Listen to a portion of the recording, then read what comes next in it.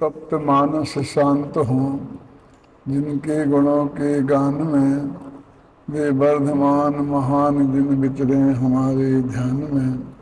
नमः समय साराय स्वानुभूत्या चकास्ते, चित स्वभावाय भावाय सर्व भावांतरच्छदे। वंदित्व शब्द सद्दे ध्रुवचल मनो वयम गयम पत्ते, मोक्षामि समय पाहुड़ मनो स्वे केवली। हाँ, एक बात उसका प्राप्य विकार निवर्तन। हाँ अब ये बात इसमें मैं बता के फिर आगे आप हाँ ठीक हाँ हाँ ये तुमने कातंत्र पढ़ा है। अच्छा अच्छा अच्छा हाँ कैसे कटम करोति निवर्त कर कुंभम करोति हाँ कातंत्र सूत्र हाँ ऊपर यदि अपने किसी को उत्पन्न करने का कार्य हाँ मोदरम पच्ची विकार काष्ठम छिंद जिन नदी आप किसी को ग्रहण हाँ आदित्यम पश्यति प्राप्य कर हाँ इन तीनों को यत् क्रियते तत्कर्म हाँ, ये व्याकरण का सूत्र लगता है। हाँ, तीनों को एक ही हाँ हाँ तीनों को तीन का एक सूत्र व्याकरण का है। हाँ और इसी को फिर एक नई बात बता के हाँ तीन ही होते हैं चौथा नहीं होता है। हाँ कटम करोति उदरम पचति आदित्यम पश्यति यत् क्रियते तत्कर्म। ये भर्तृहरि ने भी ये स्वीकार किया है। अच्छा हाँ भर्तृ ने कहा निवर्त्य विकार्य प्राप्त चेति त्रिधा मतम तत्र सिद्धम चतुर्धा चौथे कोई भी नहीं है। चौथे कहते हो गलत कहते हैं। भर्तृहरि ने लिखा वाक्यपदी है। तीन ही सत्य है चौथा सत्य। चलिए आप मुझे ख्याल में है वैसे आधार किताबें। संतप्त मानस शांत हूँ जिनके गुणों के गान में, वे वर्धमान महान दिन वितरे हमारे ध्यान में।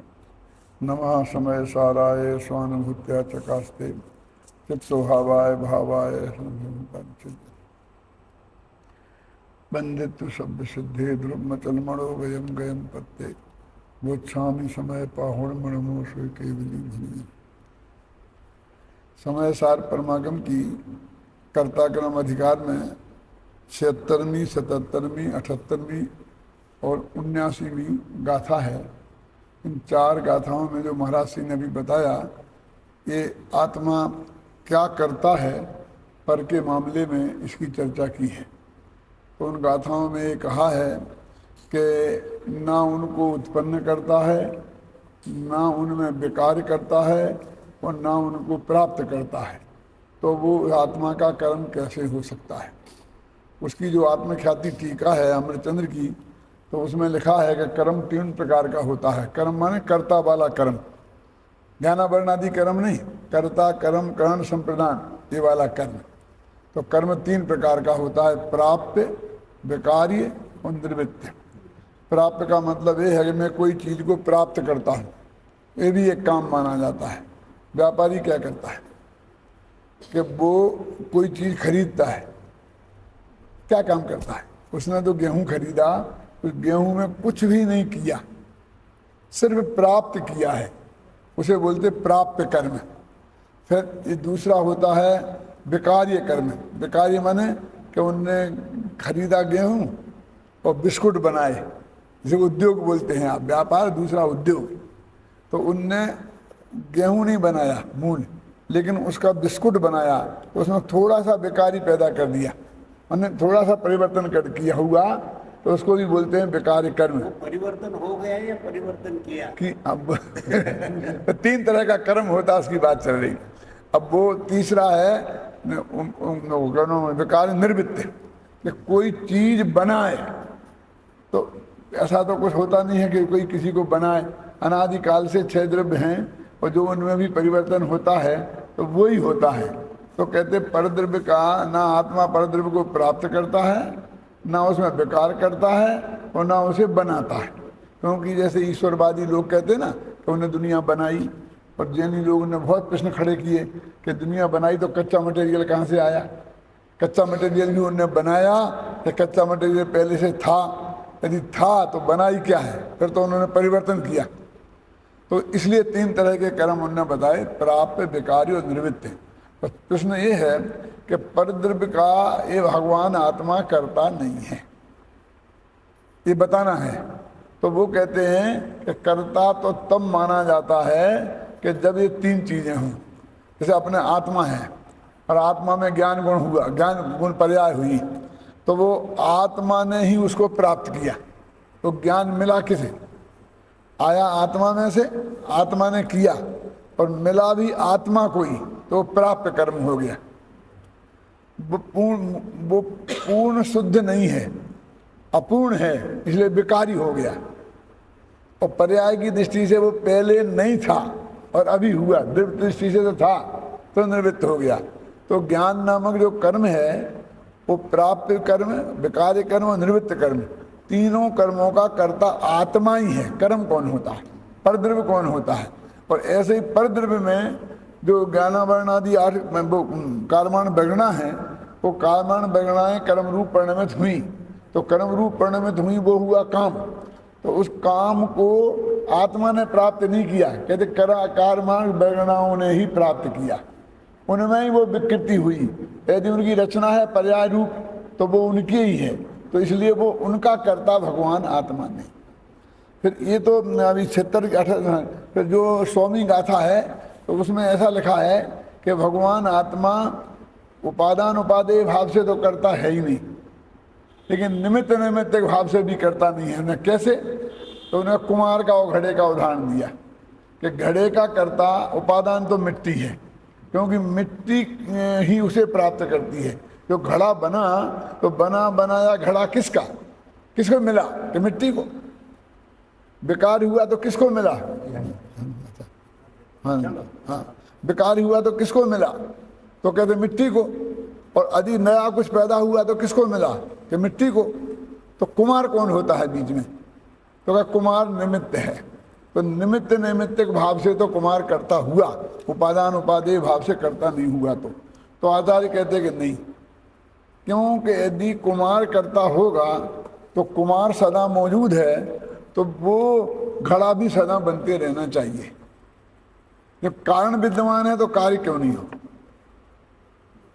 तो उन्होंने कहा फिर क्या है? तो उन्होंने लिखा कुमार का योग और उपयोग ये करता है, निमित्त है। योग माने जो उसके हाथ पैर ऐसे लगे थे ना, वो काया का जो मनोवचन का लगता ना उसमें, और उपयोग माने ज्ञान उधर लगा है, तो उसका योग और उपयोग भी निमित्त है। तो वो क्षणिक है। तो अब उसमें भी थोड़ी बारीकी में जाएंगे कि योग और उपयोग कौन सा? कि वो घड़ा बनाने में लगा हुआ योग और घड़ा बनाने के विकल्प वाला उपयोग। रोटी खाने वाला उपयोग नहीं, रोटी खाने के विकल्प वाला उपयोग नहीं, क्योंकि उपयोग तो 50 तरह के अलग अलग है और योग भी अलग अलग है। तो उसी क्रिया में प्रवृत्ति योग और उपयोग निमित्त है। तो वो क्षणिक है।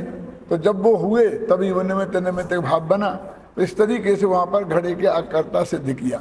अब इसलिए जो यहाँ पे जो गाथा है ना, कौन से 76, 77, 78, 79, इनके बाद में एक कलश है बहुत मार्मिक।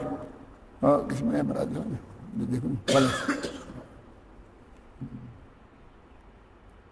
जिसमें 4 गाथाओं का सार समेट के एक कलश में रख दिया है।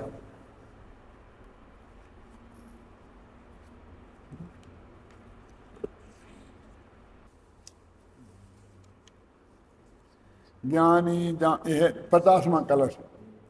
ज्ञानी जानन्नपीयाम सुपर परिणतिम पुद्गलश्चाप्य जानन व्याप्ति व्याप्या तुमंत कलवे तुम असो नित्यमत्यंत भेदात अज्ञानात् कर्ति कर्म भ्रमतिरनयो भाति तावन्न यावत् विज्ञानार्ची कथकास्ति कृकच बदयम भेदमुत्पाद्य सद्या।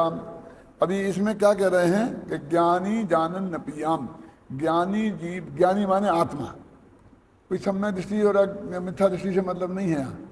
जानने वाला आत्मा भी परद्रव्य का को न प्राप्त करता है, न उसमें बेकार करता है और न उसे बनाता है। तो किसी ने कहा कि वो तो जानता है ना इसलिए नहीं बनाता होगा। नहीं जानने वाले बनाते हैं। ज्ञानी तो समझदार होते हैं ना, कि खोटा पर में क्यों कुछ करें, तो उन्होंने कहा पुद्गलस चाप्य जानन, पुद्गल नहीं जानता हुआ पर द्रव्य का कुछ करता नहीं है, प्राप्त नहीं करता और बेकार नहीं करता। इसका मतलब चाहे जानने वाला तत्व हो और चाहे नहीं जानने वाला तत्व हो, दोनों ही परद्रव्य में तीनों प्रकार के कर्मों के कर्ता नहीं है। ज्ञानी जानन्न पियाम क्या स्वपर्णतिम परपर्णतिम, सुज्ञानी भी अपनी और पर की परिणति को जानता हुआ भी वो नहीं करता है पर में, और पुद्गल चाप्य जानन, और पुद्गल नहीं जानता हुआ भी परद्रव्य में कुछ नहीं करता है। क्यों कि व्याप्त मतों, वो व्यापक भाव को बर्दाश्त नहीं कर सकता। क्या नहीं कर सकता कि जो जहाँ व्यापक भाव होता है वहीं कर्ता कर्म भाव होता है। व्यापक भाव संभव मृत्य का करती कर्म स्थिति व्यापक भाव है निश्चय से।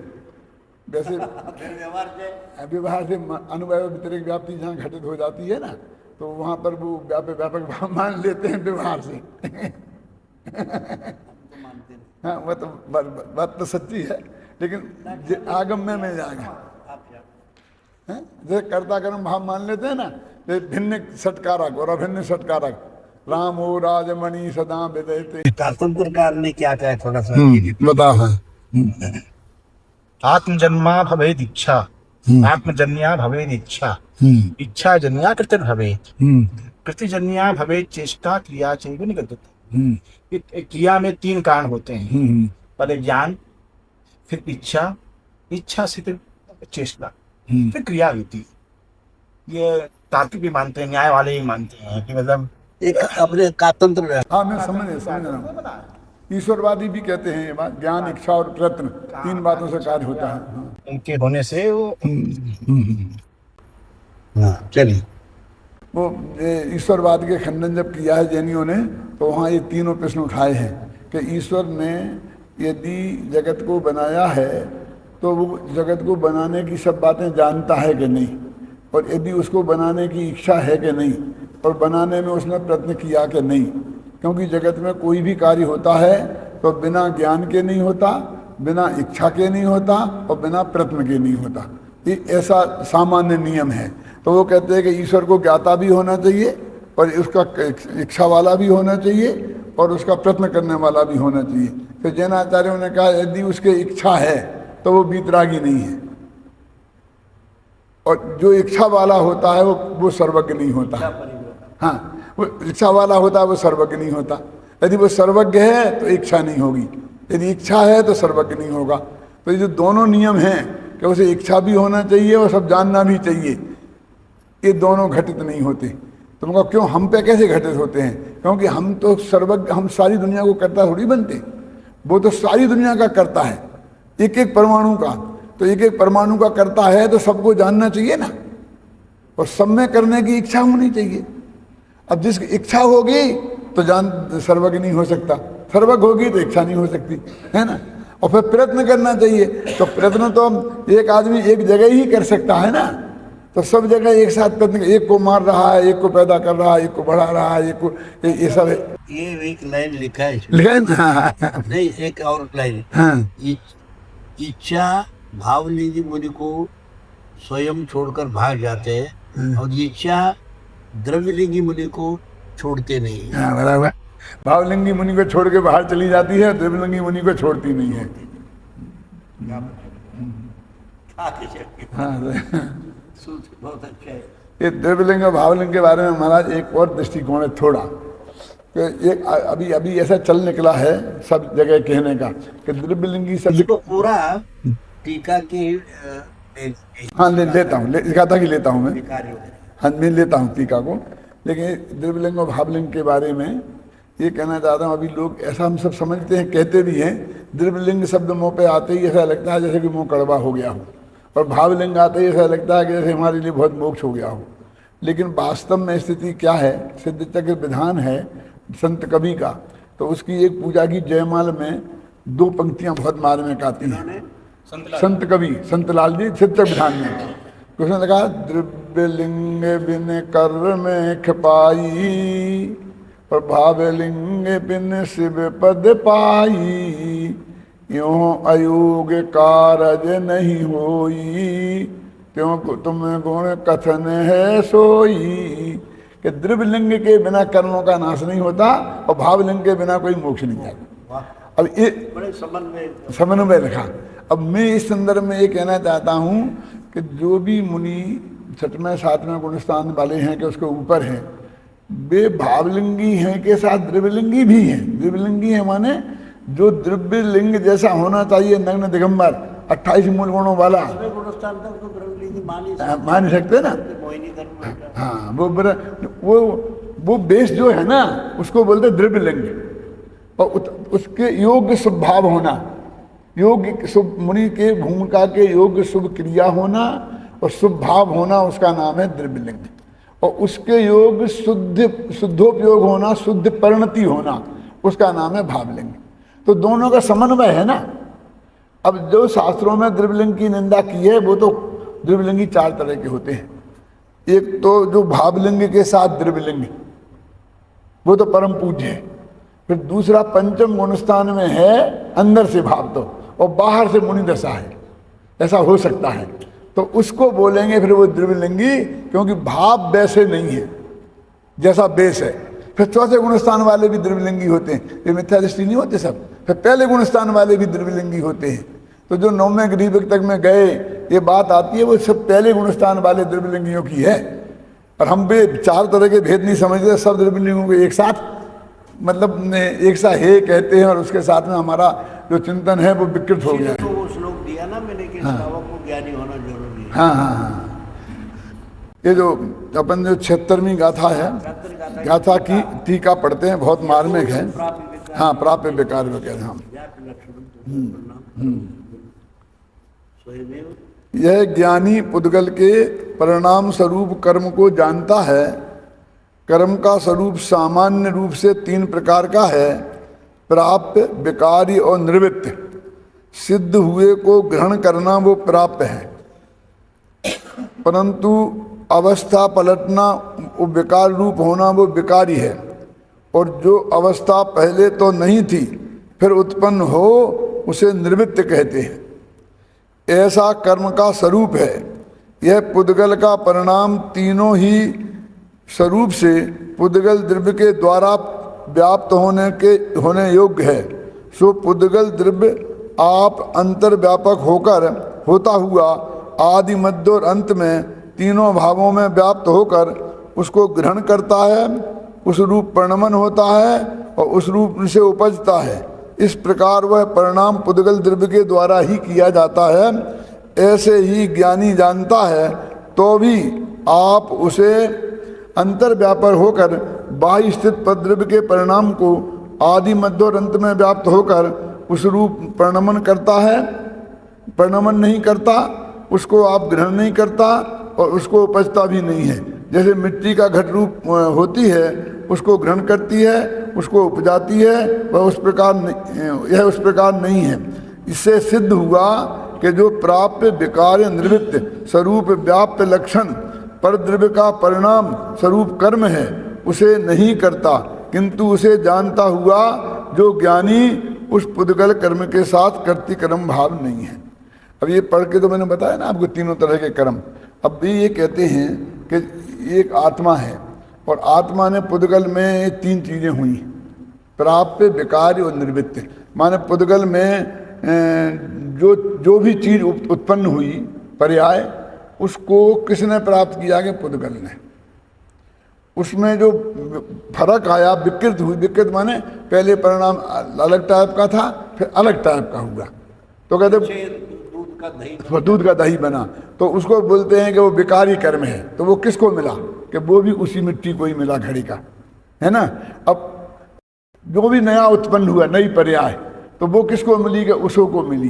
तो ज्ञानी को क्या मिला, ज्ञानी क्या करता है फिर वहाँ, ये प्रश्न खड़ा किया। तो वो कहते हैं कि ज्ञानी ने उसे जाना। ध्यान से सुनना, वो ज्ञानी का कर्म क्या है, जानना। तो ज्ञानी का जानना कर्म है, तो ज्ञानी ने ज्ञान को प्राप्त किया। ज्ञान का विकारी कर्ता भी ज्ञानी है और ज्ञान को उत्पन्न करने वाला भी ज्ञानी है।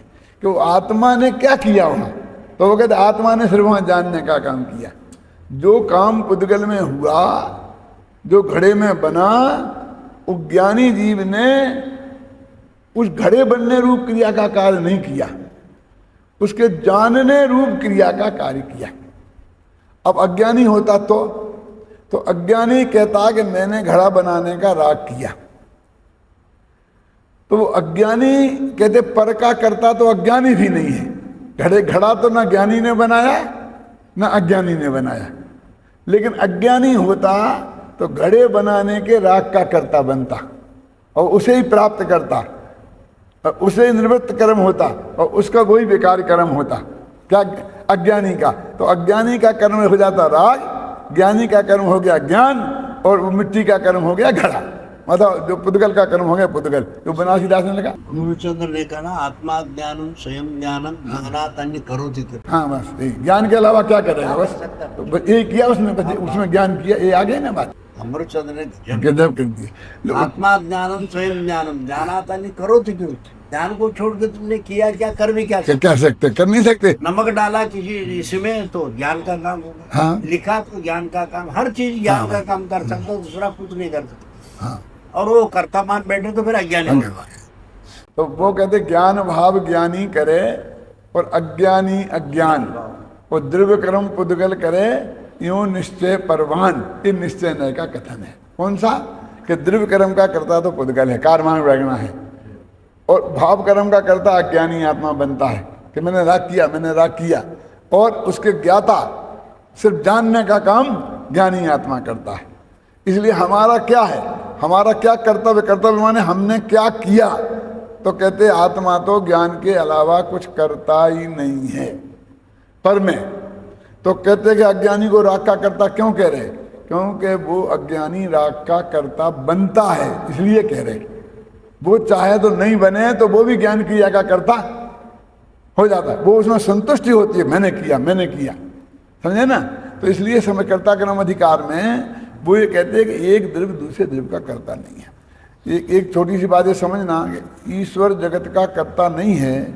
सारा न्याय शास्त्र ये बताने में समर्पित है।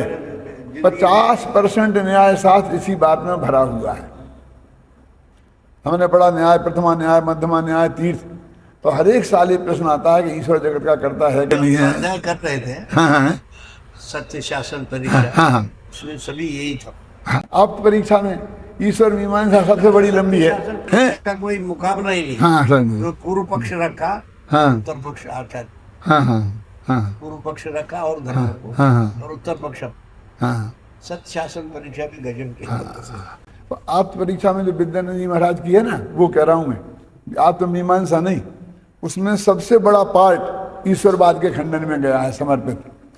तो उसमें मैं ये कहना चाहता हूं कि कुंद ने पूरे कर्ता कर्म अधिकार में महाराज श्री और सर्वसिद्ध ज्ञान अधिकार में कर्ता कर्म के बारे में सैकड़ों गाथाएं लिखी, लेकिन एक भी गाथा में ये नहीं लिखा कि ईश्वर जगत का कर्ता नहीं। अब आप कहें कर्ता नहीं है, ये नहीं लिखा कुंद ने। अब क्यों नहीं, मैं ये कहना चाहता हूं ऐसा क्यों हुआ, जबकि सारे न्याय के आचार्य उसी जब भी कर्तृत्व की बात आती है तो ईश्वर जगत का कर्ता नहीं है, उस पर ही अपना ध्यान केंद्रित करते हैं। तो कुंद ने नहीं किया। तो मैंने सोचा क्यों नहीं किया, तो मैंने इसलिए नहीं किया। कुंद कहते हैं मेरी समस्या ये नहीं है कि ईश्वर जगत का कर्ता है कि नहीं है, क्योंकि मेरे सामने जितने शिष्य बैठे हैं उनमें एक भी ये नहीं मानता है कि ईश्वर जगत का कर्ता है। मैं क्यों अपनी शक्ति खराब करूं इस बात की चर्चा करने में। लेकिन मेरे सामने जो बैठे हैं उनमें अधिकांश ये मानते हैं कि मैं इसका कर्ता हूं। इसलिए वो गाथा है कौन सी बंधाधिकार की कि विष्णु लोक का कर्ता है और श्रवण कहता है कि मैं 6 खटकाए के जीवों की रक्षा करता हूँ। श्रवण भी कहता है तो फिर उसमें भेद क्या है? उसमें क्या फर्क रह गया?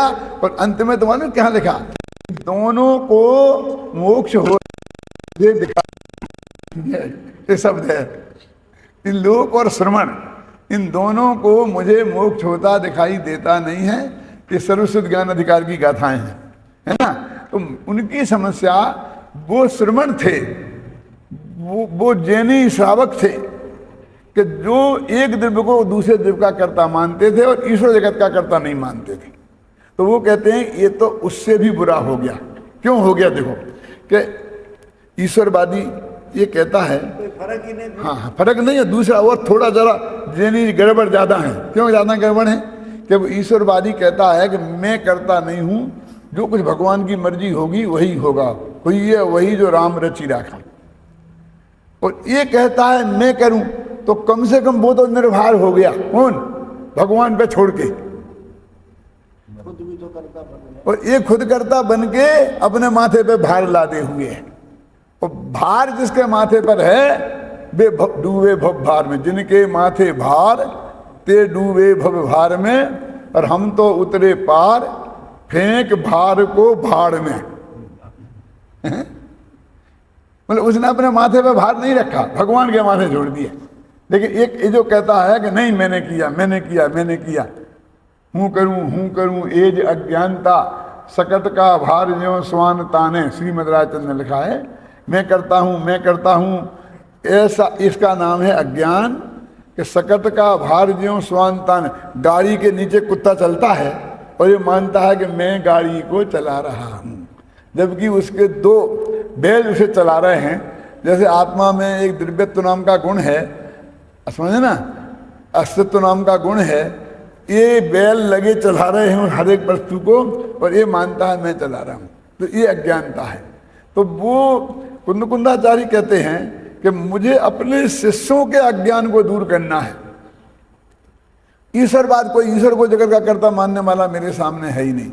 इसलिए उन्हें पूरा भजन एक द्रव्य दूसरे द्रव्य का कर्ता नहीं है इस पर ही दिया है। पूरी 76 इसीलिए तो दो ही धारा इस देश में रहे, और शिलालेख अशोक के जितने हैं उसमें श्रमण ब्राह्मण हाँ हाँ और जितने पाश्चात्य दार्शनिक आए यहाँ, हाँ। मेघात्री उन्हें श्रमण ब्राह्मण लिखा। अब इन श्रमण ब्राह्मणों के अंतर क्या है? ये अपने आचार्य और उनके बहुत विवाद चला है। हाँ हाँ अब आपको बता दूं मैं थोड़े हाँ से। हाँ अब रक्षक वीतराग मुख दृष्टवा पद्मराग समप्रभम नेक जन्म कृतम पापम दर्शन ये तो जैन दर्शनार्थी बोल रहा है। हाँ हाँ क्या बोल रहा है? हाँ। कि आपके दर्शन मात्र से मेरे पाप नष्ट हो जाता है। तो अब कर्ता खुद बना या वो बना, मैं पूछ रहा हूँ। महाराज जितना भी भक्ति का साहित्य है वो नहीं इसमें बता रहा हूँ। वीतराग मुखम दृष्टवा, मैंने केवल मुख देखा। हाँ। पद्मराग समप्रभम नैक जन्म प्रथम पापम दर्शन विनश्यति। हाँ यही तो कह रहा हूँ ना। दर्शन मात्र से विनाश तो दर्शन- अब देखिए दूसरी बात। हाँ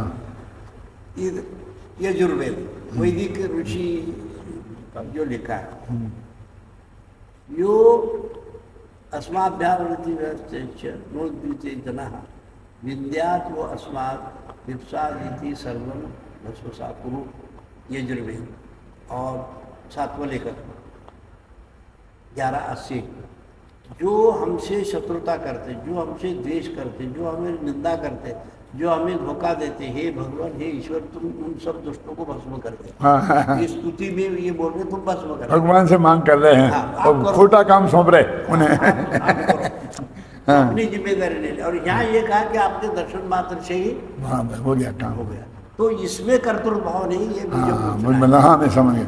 महाराज श्री का ये कहना है कि वहाँ तो कहते हैं भगवान तुम ये कर दो ये कर दो ये कर दो, तो सारा काम भगवान के काम नाम पे सौंपते हैं, चाहे अपना अच्छा कर दो और दूसरों का बुरा कर दो।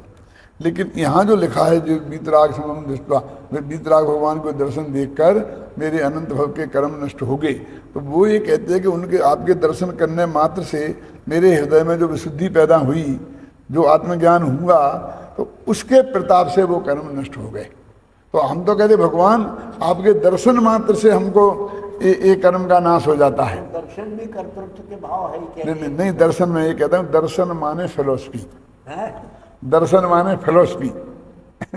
ये अकेला आँख से देखना नहीं। क्या आपकी जो फिलोसफी है माने एक द्रव्य दूसरे द्रव्य का करता नहीं है, अपने आत्मा के आश्रय से ही कर्मों का नाश होता है। हम अपने आत्मा का ध्यान करेंगे देखना नहीं है। हाँ देखना भी है, लेकिन मेरा मतलब एक कह रहा हूँ ना कि अपने यहाँ तो हाथ में ध्यान से ही कर्म नष्ट होते हैं ना। तो मैं रहा हूँ। तो सुनो, वैसे शुभ भाव से तो कर्म बनते ही है ना, पुण्य बंद होता है, अशुभ भाव से पाप बंद होता है। कर्म का नाश तो आत्म ध्यान से ही होता है, शुद्ध परिणति और शुद्ध उपयोग से होता है। तो हमको उसी अपेक्षा को घटित करना पड़ेगा, और यदि कहीं वो अपेक्षा नहीं है तो हमें व्यवहार का वचन है ये मानकर संतोष करना पड़ेगा। हमारा सबसे बड़ी दिक्कत, एक सेकंड बोल, ये है कि ऐसे जनवाणी में बहुत वचन है कि भगवान ने द्रौपदी को चीर बढ़ायो, सीता प्रति कमल रचायो, तो वो हम जब कहते हैं कि दूसरे जब का करता नहीं है, तो सामने वाला वो आगम के वचन ला के प्रस्तुत करता है और कहता है देखो शास्त्र में लिखा है, और ये पंडित हुकुमचंद शास्त्र के विरुद्ध बोलता है। अभी दिक्कत क्या है कि वो वचन व्यवहार है, बहुत कॉमन सामान्य है। जबकि जैसे कि एक माँ के पास बच्चा आया और उसने कहा माँ तेरी कृपा से मैं गोल्ड मेडलिस्ट हो गया। माँ तो काला अक्षर भैंस बराबर है, उसने कुछ किया नहीं, फिर भी माँ तेरे आशीर्वाद से मैं गोल्ड मेडलिस्ट हो गया। तो माँ कहती बेटा बहुत अच्छा है, तुम और भी हो। लेकिन माँ भी जानती है कि इसमें मैंने कुछ नहीं किया, और बेटा भी जानता है कि इसमें माँ का कुछ भी नहीं है। वादिव शिव ने एक श्लोक दिया है इसमें, गर्भाधान क्रिया मात्र न्यूनो पितरु गुरु। हाँ हाँ, माँ तूने 9 महीने पेट में रखा, इतना ही मेरा आपका उपकार है, नहीं तो सारे के सारे जो अध्यात्मवाद के गुरु ने बताया उन्हीं का उपकार। गर्भाधान क्रिया मात्र न्यूनो पितरु, 9 महीने तूने पेट में रखा, इतना ही तेरा उपकार, बाकी आपका कोई उपकार नहीं, ये सब हमारे आचार्यों का उपकार। हाँ उन्होंने जो सिखाया, क्रिया मात्र, उसके बाद जो उन्होंने हमें सिखाया। 9 महीने आचार्य अपने पेट में रखे तो माँ तेरा कोई उपकार ही नहीं होता। तो वो मतलब उसमें क्या है कि वो व्यवहार वचन बहुत हैं, तो उनको लाला के बताते हैं, और साधारण जनता भ्रमित हो जाती है कि देखो शास्त्र में तो साफ साफ लिखा है कि भगवान तुम्हारे दर्शन करने से कोटि जन्म कृतम पापम दर्शने ने विनश्यति, आता क्या नहीं, करोड़ जन्मों के पाप और भगवान तेरे दर्शन मात्र से विनष्ट हो जाते हैं। अब तुम कहते हो नष्ट नहीं होते हैं। डॉक्टर साहब एक विचित्र लीला ये भी साथ साथ है, जब अभिमन्यु की मृत्यु, हाँ हाँ हाँ, तो कुंती बैठी थी एक पेड़ के नीचे, हाँ हाँ, तो किसी ने जाके कहा कि तेरा पोता मर गया, तो लाठी टेकते चली, गात्रम संकुचितम गतिर्विगलिता दंताचलाचल तो अपने को निंदा कर रहे, बुढ़ापे में मुझे ये सब आ गया, कोई बात नहीं, परंतु बुढ़ापे में पोता मरता मुझे देखना नहीं चाहिए। तो श्री कृष्ण जी सिर के पास खड़े थे और अर्जुन पैर के पास खड़े, दोनों सुदर्शन चक्र, उन दोनों ने सिर नीचे कर दिया। तो श्री कृष्ण जी को गुस्सा आ गया, हमारे हाथ में सुदर्शन चक्र और आपके हाथ में धनुष गांडीव है। वासुदेव जरा कष्टम कष्टम निर्धन जीवन, बहुत शोको महाकष्टम कष्टात कष्टतरा। मैं 3 दिन से पानी तक किसी ने पूछा नहीं, इतने बुढ़ापे में इतने सब होते हुए तुम्हारे हाथ में सुदर्शन चक्र और तुम्हारे हाथ में गांडीव धनुष होके मेरे पोते कैसे बचा? क्या हुआ बोलो, बताओ, तुम जवाबदार हो। तब उन्होंने श्री कृष्ण जी ने कह दिया, हे जगन माता, न कर्तृत्व न कर्माणि लोकस्य श्रुति प्रभु कर्म फल संयोग स्वभाव, मरण सुख दुख में मैं हस्तक्षेप नहीं कर सकता, तो क्षमा कर दे। देखो अंत में वही आ गई। एक बात ऐसी गीता की बताता हूँ, 11वें अध्याय में जब अर्जुन को समझाते समझाते थक गए श्री कृष्ण कि भाई तू लड़े और तू क्यों विरक्त हो रहा है, तो अपने आप मरे पड़े हैं, तू मानने वाला नहीं है, बहुत। तो अंत में वो अर्जुन नहीं माना, तो उन्होंने क्या किया, ऐसा मोह पाया, गीता 11वें अध्याय में लगा, वो कहा अंदर देख। तो अर्जुन ने अंदर देखा तो वहाँ 18 दिन बाद का दृश्य दिखाई दिया कि भीष्म पितामह सरसैया पर पड़े हैं, दुर्योधन मर गया है, गुणाचार्य मर गए हैं। 18 दिन बाद क्या होने वाला है वो सारा दृश्य उनके मुंह में देखा, माने उनके पेट में, उनके ज्ञान में, मतलब वो था। तो अर्जुन ने कहा ये क्या है, कि देख भाई ये सब नक्की है और ये होने वाला है। हाँ, निमित्त मात्रम भव पार्थ नंदना, कि हे पार्थ नंदन तू तो निमित्त मात्र हो जा, सब हो गया, होना ही है, सब ये होना ही है, नक्की है। तो मेरे कहने का अर्थ है कि आखिरकार श्री कृष्ण को भी होना भविष्य का नक्की है। इसमें आना पड़ा, सर्वम सदैव नियतम भवति सखी है कर्मोदया मरण जीवन सुख के दुखम, उस लाइन पे ही आना पड़ा है ना, क्रमबद्ध पर्याय आ गई। मतलब मेरे कहने का मतलब कि मैं क्रमत पर्याय शब्द इसलिए नहीं बोलना चाहता हूँ कि उससे भी लोगों को एलर्जी हो गई है, लेकिन एक फैक्ट तो अपन सोचे ना कि उनने भी यही बताया कि 18 दिन बाद क्या होना है वो सब नक्की है, और मेरे ज्ञान में बेगत बेग पेट में दिखाया। मैं कहता हूँ उनके ज्ञान में झलका था एक। हाँ कथन शैली अलग। हाँ हाँ हाँ हाँ हाँ हाँ, उनके ज्ञान में ये बात आ गई थी भविष्य में क्या नक्की है। तो तेरा मतलब उसका मतलब है कि मैं उसमें फेरफार नहीं कर सकता हूँ। इस बात को श्री कृष्ण भी मानते थे। हाँ तो अपना ये चल रहा है ना प्राप्त। हाँ लगा नहीं लगा उसे किनको अर्जुन को, जो वो इसमें भिड़ने के भैया हमारे यहाँ तो परिणामों के आधार पर दोष या दोष है। तो उसमें आता है कि वो अयदाचार से निश्चिदो हिंसा है ना, जी मरदू जेदू जीवो अयदाचार से निश्चिदो हिंसा। एक गाथा है कुंद कुंद की कि जीव मरे चाहे न मरे, लेकिन तेरी अयत्नाचार प्रवृत्ति है तो बंद अवश्य होगा। तो अयत्नाचार प्रवृत्ति थी कि नहीं थी, तो बंद उसके हिसाब से लगा है। प्राणी मरे या ना मरे हिंसा यत्नाचार से, तब बंद होता है नहीं जब रहे यत्नाचार से। ये मैंने गाथा का पद्यानुवाद किया है कि चाहे जीव मरो चाहे नहीं मरो, हमारा यत्नाचार पूर्वक प्रयत्न है तो हम बंद होगा। मुनिराज हैं बिल्कुल सावधानी पूर्वक 4 हाथ जमीन देख के चल रहे हैं, हवा में उड़ के आ गया मर गया तब तो। पर जीव इतने छोटे भी होते हैं जो 4 हाथ दूर से दिखाई नहीं दें।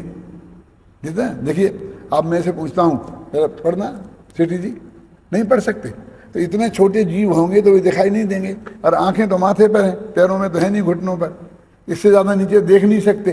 तो उतने छोटे जीव तो गारंटी से पैर के नीचे आने वाले हैं और मरने वाले भी हैं, तो वो उन्हें बंद होगा। नहीं माना अपने यहाँ, क्यों कि उतने यत्नाचार पूर्वक प्रयत्नी है और वे ऊपर को मुंह देख के चले, और फिर जीव नहीं भी मरे तो भी वो हिंसक है। क्यों कि उसकी यत्नाचार पूर्वक प्रवृत्ति नहीं है। हाँ तो ना परिणमित होता है और ना जितना। तो इन्हें जो गाथाएं हैं 4 गाथाएं, इनमें मालूम क्या परिवर्तन है कि एक में तो ये लिखा है पुग्गल कम्मम अणये विहम। देखो उसको जब तक आप मनन चिंतन करके अपने में उतारोगे नहीं, ना आपको सामायिक होंगे, ना ध्यान कर सकते हैं, ना आप अभेद रूप से आत्मा के ये कर सकते। देखो सच्ची बात है। ध्यान करने के लिए इसको बहुत जानना जरूरी, मनन करना सालों भर 6 महीने लगातार, कभी छोड़ना नहीं। इसको मनन करो और फिर बैठो, तत्काल आपको एकाग्रता। मैं तो जय दफे महाराज जी के पास आया, महाराज जी ने ये बात मेरे को अवश्य कही, ये गाथाएं बताई और ये कहा क्या करता है कि नहीं है। और मैंने जब भी व्यवहार का कथन कोई कहा तो महाराज ने कहा कि नहीं, निश्चय से ऐसा है। हम समझते हैं कि हम निश्चयवादी हैं। ये व्यवहार है। तो अभी मैं ये बात बता रहा हूँ इन गाथाओं में कि जो एक बात तो सत्य है, व्यापक भाव की, हाँ करता न्यायिक भाव करता, ये इत्यादि जाने मेरा क्या, ये तो मेरे, ये तो क्या करेंगे, हर दफे कहते हैं आप मेरे से, हर दफे कहा मेरे को। यदि मैं आपके पास 50 दफे आया तो एक दफे भी ये सुने बिना वापस नहीं गया। कि व्यापक भाव नहीं समझोगे तो कर्ता कर्म भाव कैसे समझ सकते करेंगे, क्या ध्यान करेंगे। सच्ची बात है, अंधेरा है। हाँ सही। चलिए तो 76 से 77 गाथा में क्या फर्क है, यदि आपके पास किताब हो तो देखो कि ये 3 पंक्तियां तो दोनों में एक सी हैं। चौथी पंक्ति में फर्क है। चौथी पंक्ति में 76वीं गाथा है पुग्गल कम्मम अणे विहम, और 7वीं परिणति में इसमें 77वीं गाथा में है सग परिणामम अनेक विहम। तो क्या अर्थ हुआ कि जीव अनेक प्रकार के पुद्गल कर्मों को जानता हुआ ना पर द्रव्य रूप परिणमित होता है, ना पर को ग्रहण करता है, ना पर को में उत्पन्न होता है। इसलिए वो मात्र जानता है, इसलिए जानन क्रिया का करता है, उस क्रिया का करता नहीं है। ये तो कहा इसमें। और फिर कहा कि अपने परिणामों को जानता हुआ। तो इसमें ये तो पुद्गल के परिणाम को जान रहा कि उसमें क्या हुआ, माने पर को जान रहा हो तब भी अकर्ता है, और अपने परिणामों को जान रहा हो तब भी अकर्ता है। सग परिणामम अनेक विहम आया। अब देखिए अगली गाथा, वो कहते फिर 3 गाथाएं एक सी हैं कि पुद्गल कम्मम अनंत फलम, कि पुद्गल को कर्म को जानता हुआ और पुद्गल कर्म का जो अनंत फल है उसे जानता हुआ भी ज्ञानी परद्रव्य का कर्ता न ग्रहण करता है, न प्राप्त करता है, न बेकारी करता है। तो ये तीन बातें हो गई। ज्ञानी परद्रव्य को जानता हुआ, कर्म को जानता हुआ, कर्म के फल को जानता हुआ और अपने परिणामों को जानता हुआ। अब ये कहते हैं तो जानता है ना ज्ञानी, इसलिए करता नहीं है। शिष्य का प्रश्न है। तो 79वीं गाथा में वो 79 ने 79, हाँ, वो ये कहते हैं कि पुद्गल द्रव्य भी नहीं जानता हुआ भी इनका करता नहीं है। क्योंकि कोई समझता है जानता है इसलिए करता नहीं है, कोई समझता नहीं जानता इसलिए नहीं करता है। जानता होता तो करता, नहीं जानता होता तो नहीं करता। जो मैंने उसमें लगा आया कि अपना जो जैनियों का भगवान है ना, वो सब सर्वज्ञ है, इसलिए पर में हस्तक्षेप नहीं करता। वो गाथाएं जो है ना काएगी कार्त की अनुपेक्षा की कि जम जस जैन देवे जैन बेहाणी ने जम्मी कालम्मी, जो भगवान ने जाना है वैसा ही होता है, भगवान उसमें कुछ नहीं करता है। तो लोग कहेंगे भगवान नहीं करता क्योंकि समझदार है ना, वो सब जानता है तो वो क्यों करेगा, लेकिन हमको तो पता नहीं है ना, तो हमें तो करना चाहिए ना।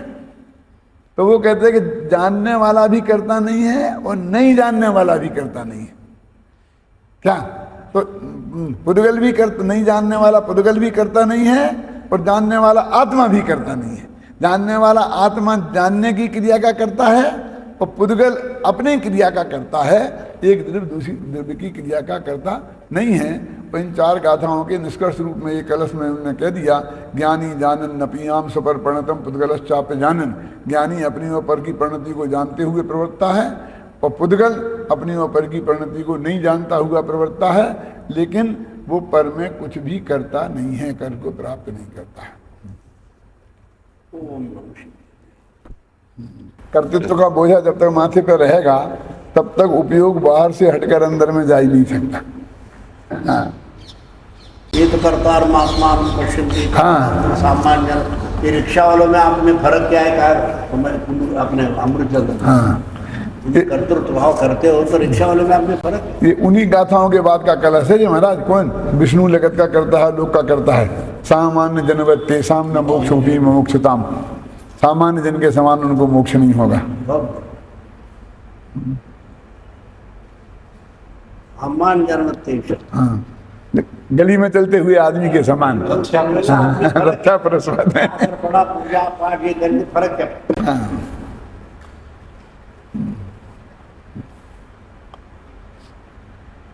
बहुत गजब तत्व ज्ञान हीनानाम दुख में भी शास्त्र दुखी क्यों है? तत्व ज्ञान को न जानने से। प्रज्ञान विहीना नाम सचुना मणि में। हाँ, हाँ, हाँ।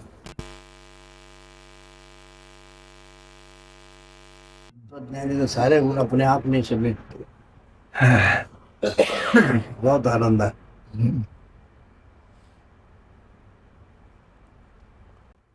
कल सुबह कोई यूनिवर्सिटी का कार्यक्रम है? वो सवेरे, हाँ वो बताना बोल दिया मैं। हाँ, कल सवेरे तो कार्यक्रम में होगा। उन्होंने, हाँ, ठीक है, यूनिवर्सिटी वालों ने हाँ, एक कार्यक्रम रखा है। अच्छा अच्छा, हाँ, योग पर दोपहर में कर। हाँ, ठीक है, ठीक है, मैं समझ। कल गान छपाएंगे।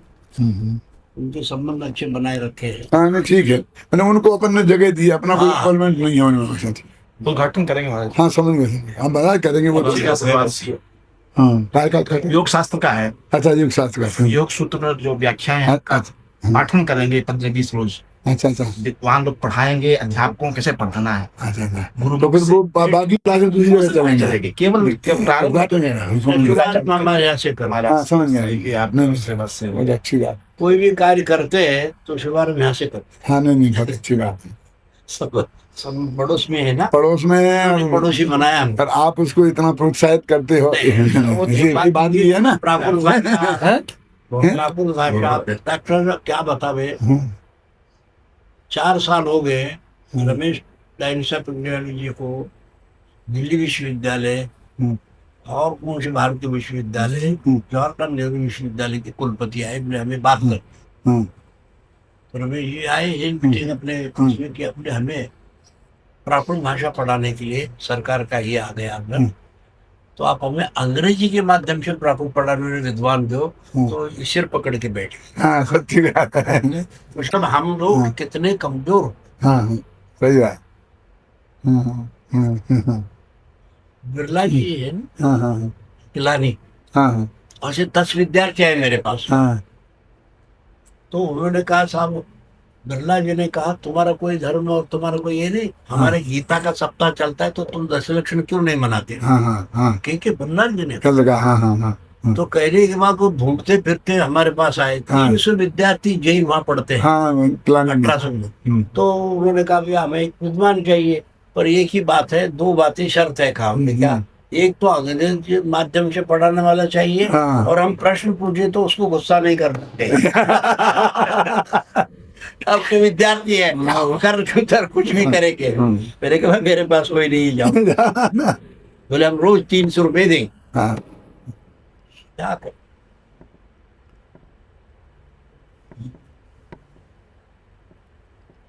तो तत्वज्ञान के जानकारी तो आपके जगती जानकारी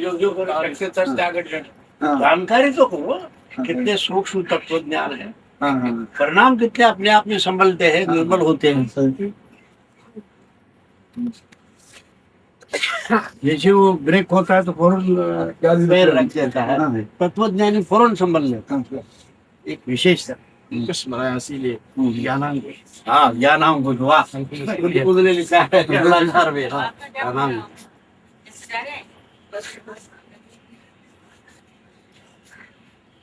ज्ञानांग कुछ भी लिखा है कि भैया आप सुई में धागा पे हो तो सुई धागा पकड़ के सुई खोएगी नहीं। हाँ गाथा मूल गाथा है। यथा सुई सुसुप्ता करके उत्तराधन में भी है और इधर भी है, दोनों जगह।